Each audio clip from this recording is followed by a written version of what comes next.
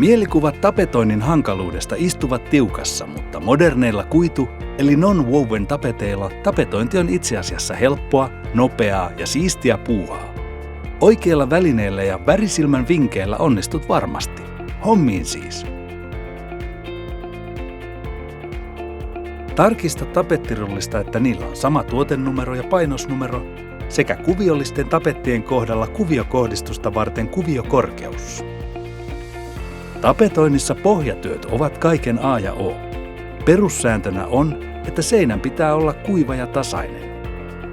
Tapetointi kannattaa aloittaa ovi- tai ikkunaseinän puolelta tai huoneen nurkasta edeten vasemmalta oikealle. Ehdottoman tärkeää on, että ensimmäinen tapettivuota on pystysuorassa. Koska talojen rakenteet voivat olla vinoja, ensimmäisen vuodan paikka merkataan vatupassin avulla. Käytä merkitsemiseen lyijykynää.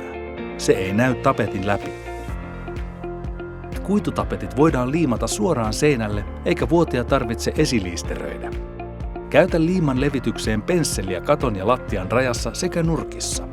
Sen jälkeen levitä liima telalla suoraan seinään hieman tapettirullaa leveämmälti.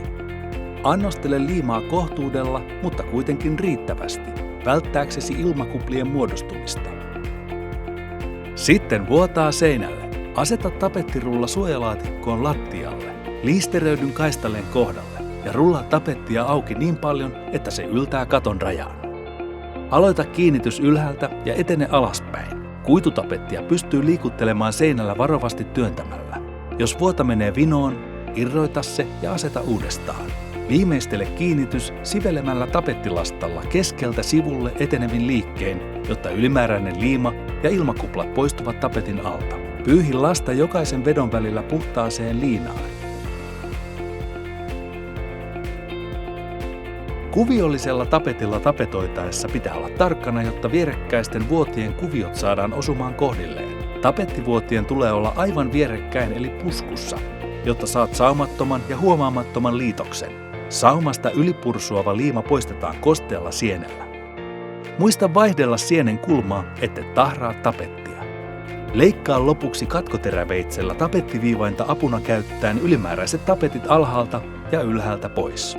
Kuivunut tapetti on helpompi leikata, se ei repeydy yhtä helposti kuin märkä tapetti.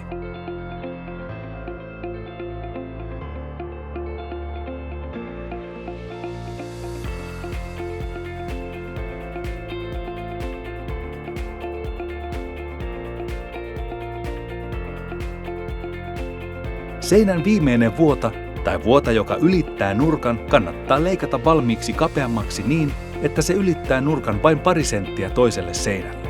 Näin tapettia on helpompi käsitellä eikä se repeydy. Hieman kostutettuna tapetti taipuu paremmin. Lopuksi tapetti painellaan lastan ja käden avulla nurkkaan kiinni ja ilmat pois. Jos jatkat seuraavalle seinälle, aloita normaalisti nurkasta. Jos taas tapetoit vain yhden seinän, leikkaa kulmaa pitkin ylimääräinen toisen seinän puolelle taittuva tapetti katkoteräveitsellä pois. Valmista tuli! Hyvä sinä!